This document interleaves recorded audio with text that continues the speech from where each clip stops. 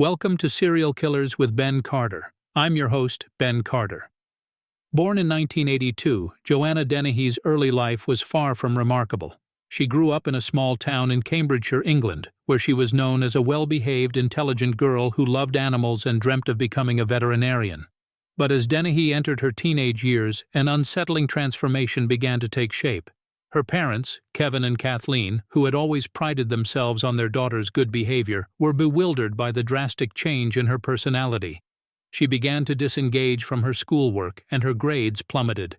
She became erratic, violent, and started to show a sinister fascination with blood and death. By the time she was 15, Dennehy had run away from home and was living on the streets. Her life spiraled into a toxic mix of drugs, alcohol, and petty crime. This was a time of great turmoil and degradation, but it was only a glimpse of the horrific journey that lay ahead. In the summer of 2012, at the age of 30, Joanna Dennehy would commit a series of gruesome murders that would leave the small town of Peterborough in a state of shock and fear. The brutality of her crimes and the lack of any apparent motive would earn her a place among Britain's most notorious serial killers. In a chilling confession, Dennehy would later admit to police that she murdered for fun.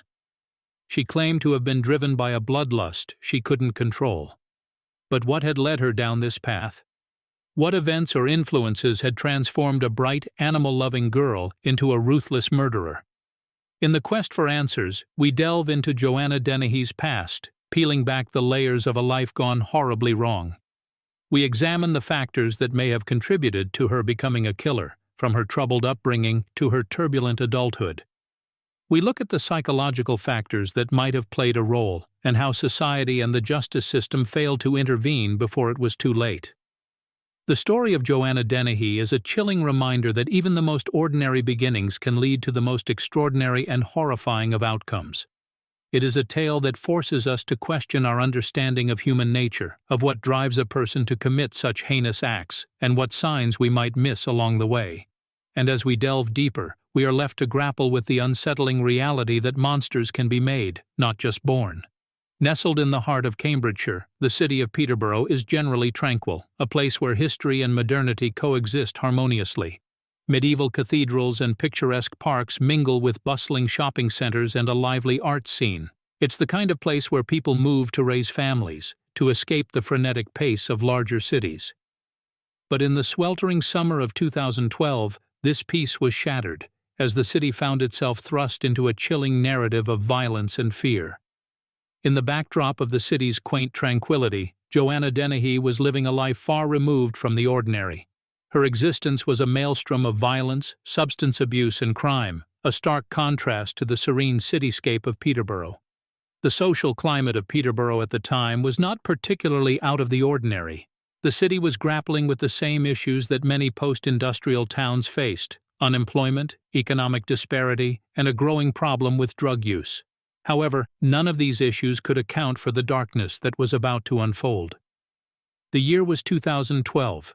The world was still reeling from the aftermath of the global financial crisis, and Britain was no exception. Austerity measures had hit hard, leaving many feeling the pinch. In the midst of this national struggle, Peterborough was contending with its own localized issues. The city was grappling with a rising crime rate, much of it linked to drug use and petty theft. In some ways, it was a city in transition, its serene facade belying the growing problems beneath the surface. Yet, in this city of contrasts, no one could have anticipated the wave of terror that Joanna Dennehy was about to unleash. Her crimes were so brutal, so devoid of motive or remorse, that they seemed to belong to a different realm entirely, one far removed from the everyday struggles of Peterborough's residents. In the quiet streets and leafy parks of this English city, a chilling tale was about to unfold. As the city went about its daily life, oblivious to the horror that was quietly festering, Joanna Dennehy was preparing to make her mark in a way that would forever scar the city's history. The sunny summer of 2012 would soon turn into a season of bloodshed and terror, leaving an indelible imprint on the collective memory of Peterborough. The story of Joanna Dennehy forces us to confront the unsettling reality that evil can lurk anywhere, even in the most seemingly innocent places. It serves as a chilling reminder that the face of a monster can sometimes wear the guise of an ordinary woman, living in an ordinary town, in the midst of an ordinary summer. Within the span of just 10 days in March 2013, Joanna Dennehy claimed the lives of 3 men, her crimes punctuated by brutal violence that was as inexplicable as it was horrifying. The victims of her bloodlust were individuals she knew, people she had associated with, making the savagery of her actions even more puzzling. Her first victim was Łukasz Slaboszewski, a 31-year-old Polish national who had relocated to the United Kingdom in search of better opportunities. Łukasz, a warehouse worker, had fallen into Joanna's orbit through the local social scene. He was lured to a property on Byfield, Peterborough, under the premise of a romantic rendezvous. Instead, he met a gruesome end, becoming the first casualty of Joanna's killing spree. Her second victim, John Chapman, was a 56-year-old Navy veteran and a fellow tenant in the shared accommodation where Joanna was living. John, who was known to friends as Chappie, was a quiet man suffering from alcoholism. He was found dead in his room, the victim of multiple stab wounds. The third and final murder victim was Kevin Lee, a 48-year-old property developer and landlord. Kevin had been in a relationship with Dennehy and was her lover at the time of his death. He was found dressed in a black sequin dress, positioned in a humiliating and degrading manner. His death marked the culmination of Joanna's 10-day killing frenzy. In addition to these 3 murders, Joanna also attempted to murder 2 more men, Robin Bereza and John Rogers, in Hereford, randomly attacking them in broad daylight while they were out walking their dogs. Both men were left seriously injured but miraculously survived. The randomness of Joanna's victims, the brutality of her attacks, and the apparent lack of motive left investigators and the public stunned. She seemed to kill without discrimination, her victims chosen not for what they had done, but simply because they were there. These inexplicable acts of violence would cast a pall of fear over Peterborough, as the city grappled with the realization that a serial killer had been living among them. The summer of 2012 was no longer an ordinary summer, and Peterborough was no longer an ordinary city. It was now the backdrop for a tale of horror that would shock the nation and leave a legacy of terror that remains to this day. As the crimes escalated, law enforcement swung into action. The Cambridgeshire Constabulary, initially bewildered by the intensity and randomness of the murders, began to piece together the puzzle. They noticed that all the victims were middle-aged men, and they all bore similar puncture wounds. This suggested one killer, a serial murderer. The first breakthrough came with the discovery of Łukasz Slaboszewski's body. It was found in a ditch in Newborough, a rural area just outside Peterborough.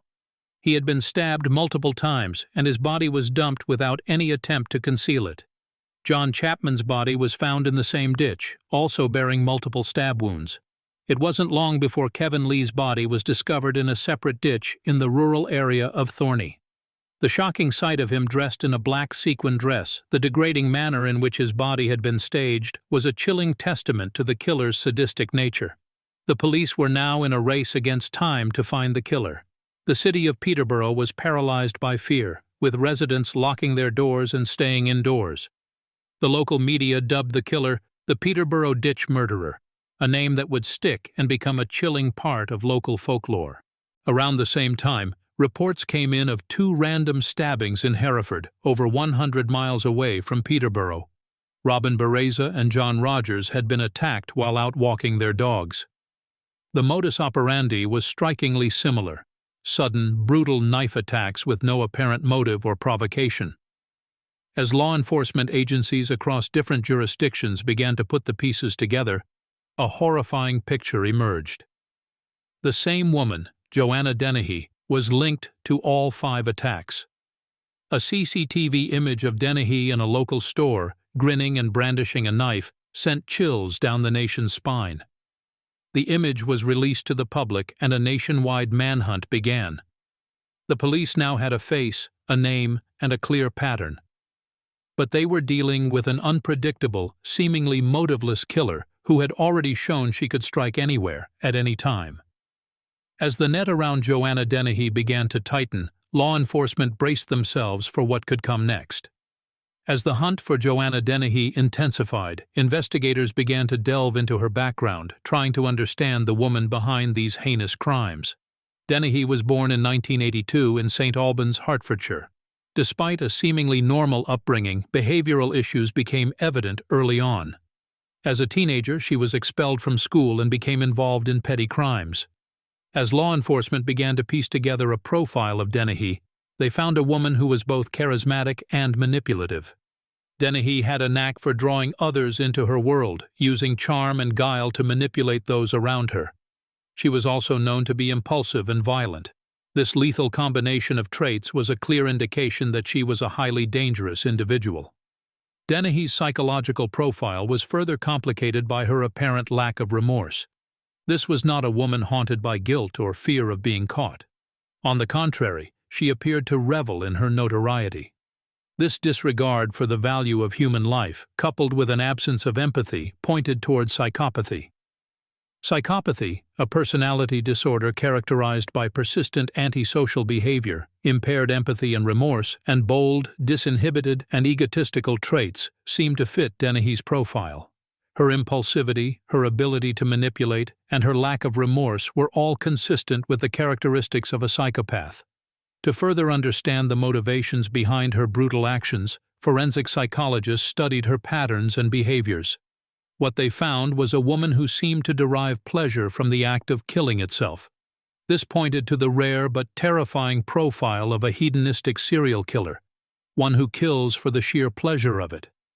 The analysis also suggested that Dennehy's crimes were not driven by financial gain, revenge, or any personal vendetta against her victims.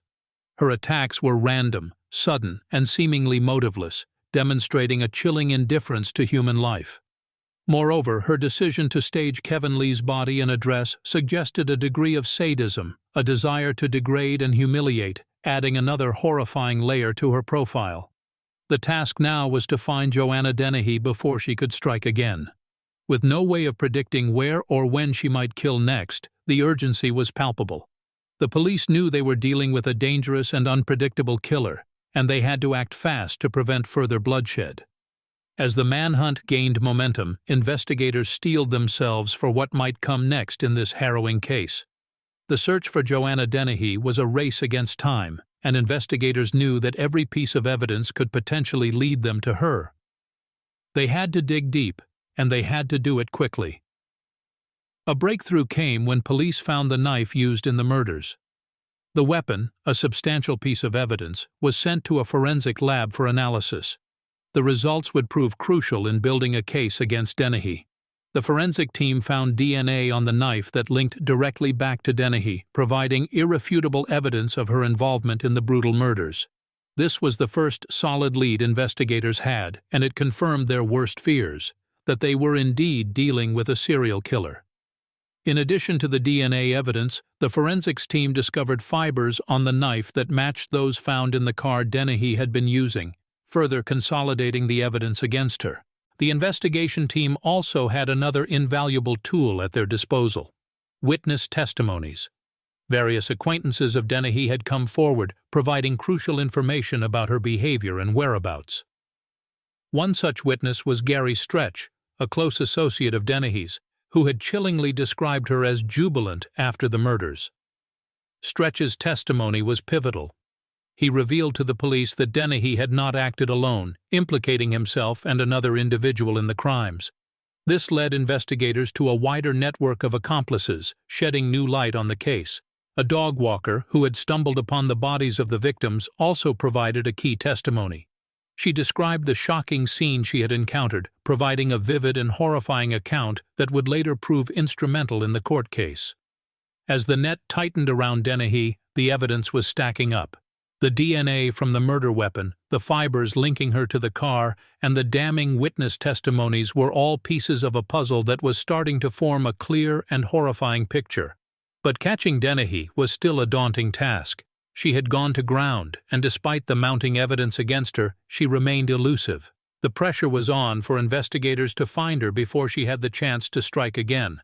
The trail was growing warmer, but the question remained: where was Joanna Dennehy? The answer to this question would soon become clear as the law finally caught up with Joanna Dennehy. She was found in Hereford, over 100 miles from her original hunting grounds. She had fled the scene of her crimes, leaving behind a trail of blood and horror. But even in a new city, her thirst for violence remained unquenched. It was here she attempted to murder two more men, Robin Bereza and John Rogers, leaving them severely wounded but alive. These men had the fortitude and bravery to identify their attacker, leading to Dennehy's arrest. Upon her arrest, Dennehy showed no sign of remorse or fear. Instead, she seemed to revel in her notoriety, laughing and joking with police officers, and even posing for photographs. Her demeanor was chillingly nonchalant, a stark contrast to the gravity of her crimes. The trial proceedings began in November 2013. It was a spectacle that gripped the nation. The public had been following the case closely, and the courtroom was filled with a palpable tension as the evidence was presented. The atmosphere was somber and heavy with the weight of the horrific crimes Dennehy had committed. The courtroom heard the chilling testimonies of Gary Stretch, who described Dennehy's jubilation after the murders, and the dog walker who had found the lifeless bodies of Dennehy's victims. The court also heard from Bereza and Rogers, the men Dennehy had tried to murder in Hereford. Their haunting accounts painted a terrifying portrait of Dennehy's violent tendencies and seemingly insatiable bloodlust. In a turn of events that stunned the courtroom, Dennehy pled guilty to the murders of Kevin Lee, John Chapman, and Lukasz Slaboszewski, as well as the attempted murders of Bereza and Rogers. Her plea effectively bypassed a full trial, leaving many questions about her motives unanswered. Dennehy's admission of guilt and her audacious courtroom demeanor sent shockwaves through the public. The media was abuzz with the story, and people across the nation grappled with the reality of the cold-blooded killer in their midst. The horror of her crimes and her lack of remorse left a lasting impact, one that would be felt long after the gavel fell in the courtroom. Delving into the mind of Joanna Dennehy, one can't help but question what could drive a person to such extreme acts of violence. Psychologists and criminologists have since attempted to unpack her motivations and psychological makeup, albeit post hoc, as Dennehy herself has shown little interest in self-reflection. Dr. Elizabeth Yardley, a criminologist, suggested that Dennehy might have had a psychopathic personality disorder. This could explain her lack of empathy, her manipulative behavior, her impulsivity, and her seeming enjoyment of violence. It's also noted that psychopaths often have a grandiose sense of self-worth, which might explain Dennehy's courtroom theatrics and her apparent delight in her own notoriety. Other psychologists suggested that some of her behavior might be indicative of borderline personality disorder, characterized by unstable relationships, a distorted self-image, and impulsive and self-destructive behaviors. Her turbulent relationships, her self-harming tendencies, and her attempts to create a new identity in Hereford all seem to align with this diagnosis. However, diagnosing Dennehy post hoc can only provide a speculative glimpse into her psyche. Without a thorough psychological evaluation, it's impossible to definitively pinpoint her mental health issues. As for her motive, Dennehy herself claimed that she killed for fun. While this might be dismissed as a shocking statement meant to provoke, it's also possible that Dennehy felt a genuine thrill from her violent acts. Some researchers argue that psychopaths might be driven to extreme behaviors in their pursuit of stimulation and excitement. Regarding her past, some might wonder if trauma or abuse played a role in shaping Dennehy's violent tendencies. However, there's little evidence to suggest such a history. Dennehy's upbringing was described as normal and unremarkable. She was said to be a bright and happy child, who later became a rebellious teenager, but nothing in her early life seemed to foreshadow the brutal violence she would later commit. Ultimately, the inner workings of Dennehy's mind remain largely a mystery. Her chilling lack of remorse, her seeming enjoyment of violence, and her apparent disregard for human life mark her as a deeply disturbed individual.